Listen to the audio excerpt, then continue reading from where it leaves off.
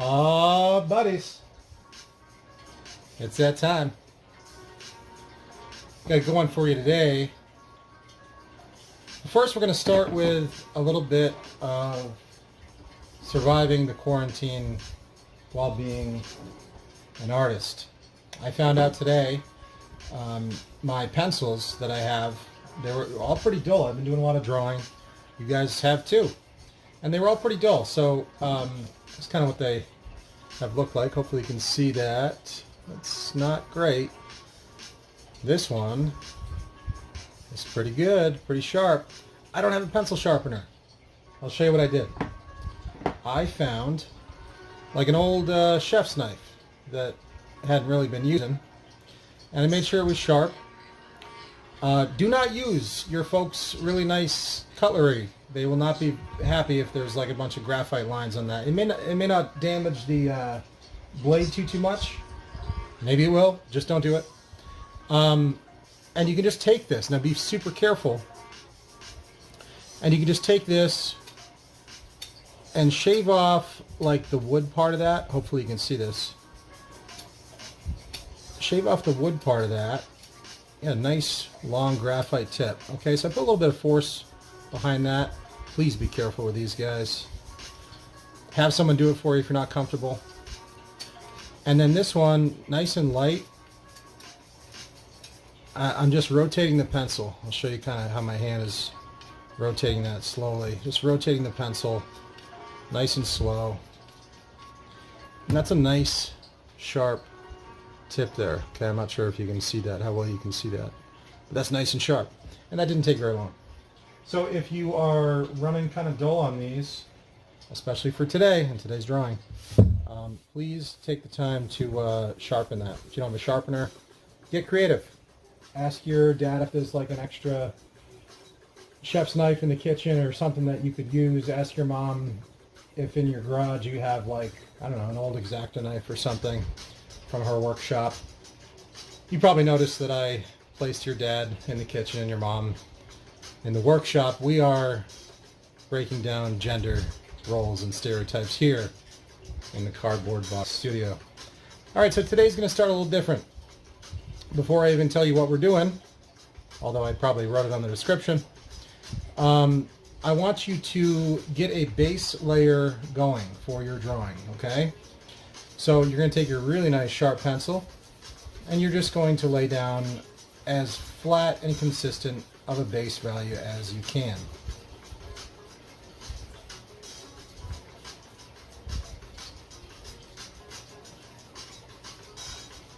You can see mine has some lines in it. That's okay. I'll show you what we're going to do with this. And that's probably about how dark I want mine to be. If your photo, and we're looking at the background of the photo you're going to take, I'm going to ask you guys to take your photo on any white surface, okay? Paper works really well because it's a soft white surface. It won't be complex, and it won't catch any reflections or anything weird like that, okay? So a nice little base value. If yours is darker, go ahead and start shading nice and light this way too. Mine's not super dark, so I'm not going to do much of that. I'll show you why we're doing this. I also hope that in this quarantine you have not run out of paper towels, because what I'm going to ask you to do is get a piece of paper towel. You're going to take your eraser and put it in the middle of that paper towel, and you're just going to wrap this around like that, okay? And you're going to grip it right here, like you're drawing with that paper towel end, all right? So what we've created is our own, not very good, but it's going to work, what they call a blending stump, or a tortillon is what these are called.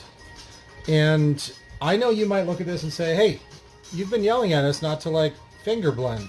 Well, first off, this is not finger blending. It's a little more controlled because it's going to be smaller than your fingertip. It's still kind of thick, but it's going to be smaller. And also, we're not really doing any of the drawing with this. If you had a real blending stump that came to a nice point, I would probably have you guys, use that for your entire drawing because they're really handy and they do give you some nice values. But what we're going to do is just start lightly and just kind of go over this and go in every direction. If you go in just, just one angle, you're going to have lines on that. What we're looking for is a nice consistent, smooth, light gray value for our background for today's drawing, okay? You can see it looks like that's kind of darkening it. It's just moving all of that pencil lead around. It's filling in all the gaps. And they call those holiday marks, actually. Anytime you have little white areas where the paper shows through. And it fills those in, and so it appears darker because there's more actual gray spread around instead of that white kind of tricking your eyes into thinking that that value is lighter than it is. Okay, so here's a nice blocked out section of blended value. Now do not do this for any other part of your drawing, not today. Alright, so that looks pretty good. That's going to start us out. What we're drawing today is metal. And I want to make this easy on you. I recommend finding like the simplest key that you can. You could, if you want to do like the challenging version of this project, you could do a spoon and like all the reflections that you might see in that. But for the purposes of our project, a nice, very plain kind of metal key. This is actually my key that opens up the art room. There's a single tear that just dropped from my face. The reason why we did this gray background first is because there are plenty of, as you can see, I moved this in the light, there are plenty of areas that are brighter. Wow, is that bright? It catches a ton of reflection. And I want you to take a photo of this where, let's find a good spot, somewhere like right there, where you can see that that's really bright in some parts, but it's not like totally washed out like that. So it's got some brightness hitting that, some areas where it's going to be pure white. And you're going to notice even sitting on the paper, if this is sitting on the paper and it's catching those, let's find a good angle here, it's catching those highlights, look at that. That key is brighter than the gray of the regular paper, not this gray. See that? Okay? And we're going to want to get some of those reflections to actually look accurate, okay? So I don't want these videos to run a whole length of time because that cuts into your drawing time. I know I only have so much of your attention. So what I'm going to do is I'm going to stop here. I'm going to do a pencil drawing of this key and the photo that I took of it. I'll show you the photo. And then I'm going to show you like just some basic things that I want you to think about when you're shading this, and then we'll stop again and we'll look at it at the end when it's done being shaded. Okay? Let's check that out in a sec. And there we go. There's a key. So you'll notice, hopefully it works if I zoom in here. Sometimes it's blurry. Come on. Come on.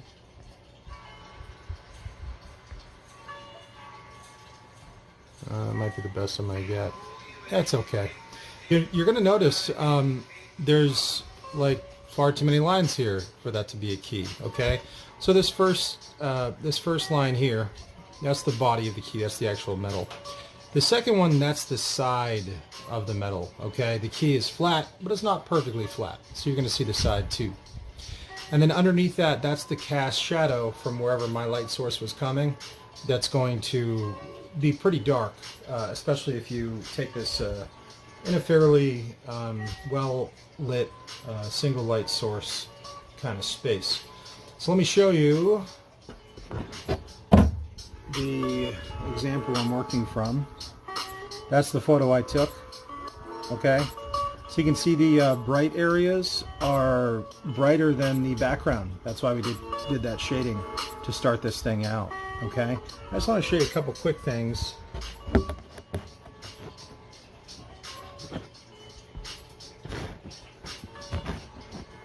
When it comes to the shading.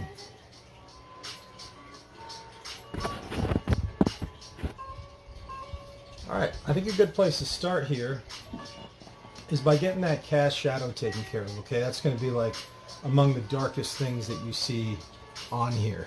I'm going to show you that, and then I'm going to show you what it's going to look like with that white next to it kind of making that pop and really look nice and reflective. Okay, so we have, I'll do some of this down here. We have just pure jet black in this area. You can see why working with something that has this much intricacy like a key, I wanted my pencil tip to be super sharp. You got to get in here and really carve in these values. Just as dark as you can go.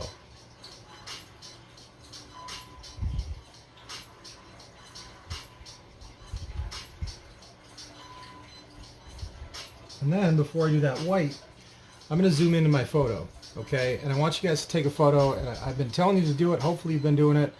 Put that photo in black and white. It's easy enough to do. I don't know if you have an iPhone or an Android or whatever, but it's got to be one of the first settings. It might be called saturation. Take that slider, bring it all the way down, or maybe there's some preset black and white filters or something that you can put on that photo. But zoom into these, you know, finer details in these areas. That's what I'm going to do right now. And this thing hopefully will focus for you.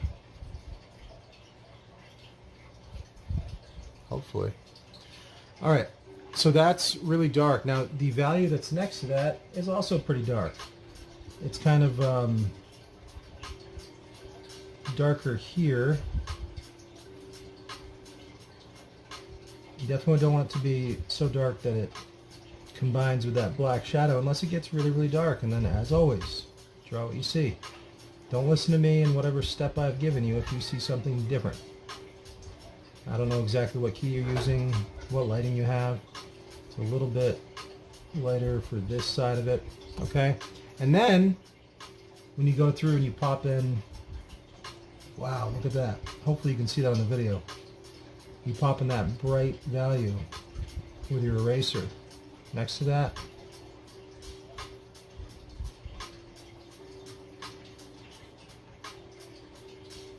Hopefully you can see the difference that makes. That's going to pop out. Now it's not, you know, super obvious and super impactful right now, but when we take a look at this thing, when it's finished, hopefully this thing should look pretty reflective. Okay guys, I'm going to stop the video again. Like I said, I don't want these things going on forever for you. We're going to take a look at the finished version of this, and then you guys will be able to take a crack at it yourselves, okay? All right, and there we go. So as you can tell, those white areas, as we planned out, those really, really bright areas that are whiter than really anything else, whiter than the background surface, those really stand out as being kind of reflective and looking pretty metallic. Now, the one thing I'm going to recommend you guys do, I made this way too small. Here was the actual size of the key.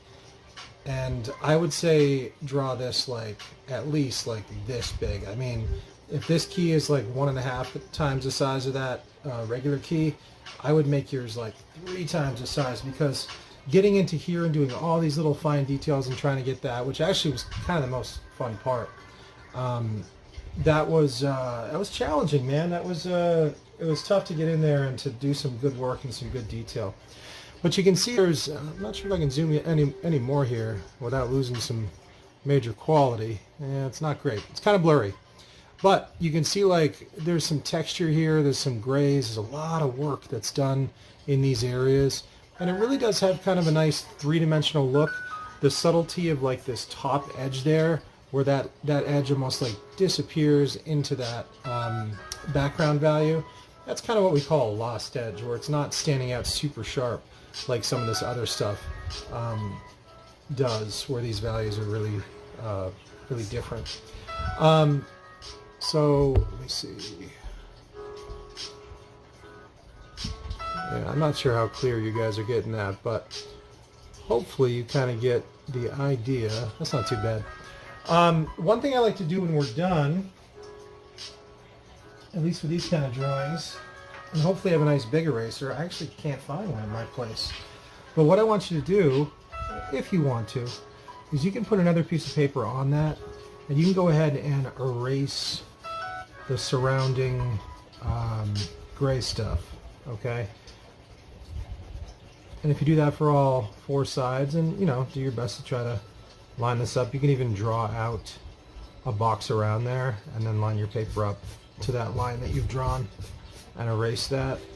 It creates a really nice clean edge, as you can tell there. So if we do that 4 times, I don't have to do that for you 4 times, but if we do that 4 times, I'll give you 2, just so you can see how nice that looks. It's really going to be a nice finished piece, okay?